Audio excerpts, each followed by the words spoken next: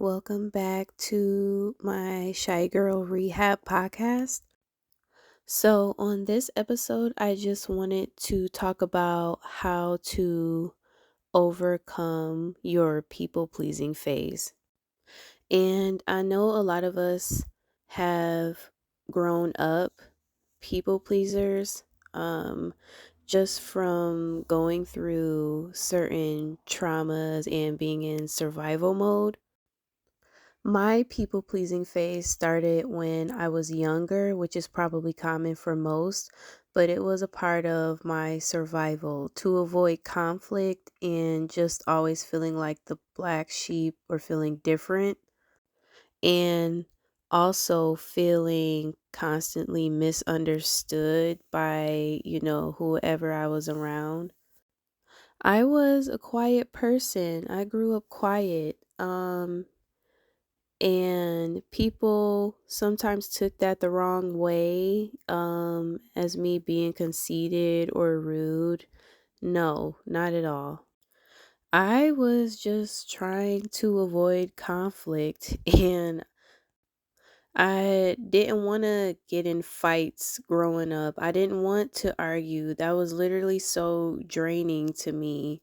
And plus, like being an empath, a sensitive person, that's highly draining to me. So, and where it kind of went bad for me was that I would bottle up those emotions, and people knew that I was like kind of this kind sweet girl, so people would try to test me and poke the bear, and so I would end up like blowing up, like just from bottled up emotions.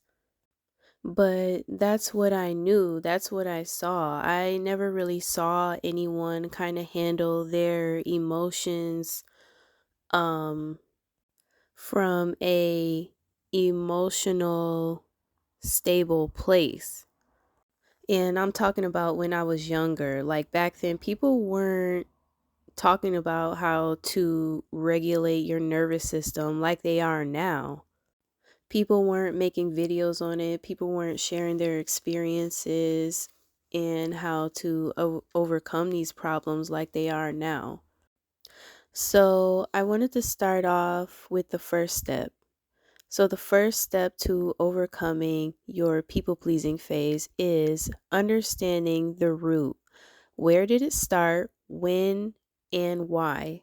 So, when you ask yourself these questions, it starts to build awareness and you'll learn to set boundaries, which can be uncomfortable because you're so used to not having any boundaries.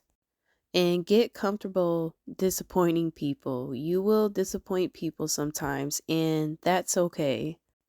But you need to start prioritizing your own needs and practice saying no.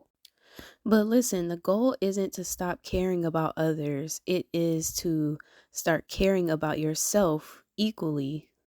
Start prioritizing yourself. And here's something that worked for me.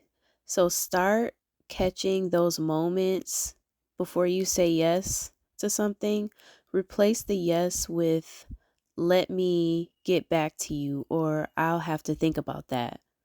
So when somebody asks you to do something, don't say yes right away. Say, I'll have to get back to you about it. So that'll give you a chance to actually think like, hey, do I really want to do this? And another thing that I used to do often is over explaining myself. So practice not over explaining yourself. They don't need a whole backstory. Like, I can see in some situations why you would do that, but in all situations, no, you don't need to do that. But you were over explaining yourself because you don't want such and such to be upset with you. But if you think about it, you're kind of putting other people on a pedestal when you do that. So, no, a short and clear answer is enough. And the next thing, you don't have to always be available. If somebody asks you to do something, you should just be honest. Tell them you're tired, tell them you have things to do, or you can't do that right now. Believe it or not, a lot of people respect honesty and boundaries, but you grew up around a lot of unhealed people, people not doing the work on themselves, so that's what you're used to. Or you were put in environments like school or different friend groups, and whatever happened there has had an effect on you. So, yeah, I just wanted to give some methods and a place to start. And if you have overcome your people pleasing phase, congratulations, you reduced your stress and resentment tremendously.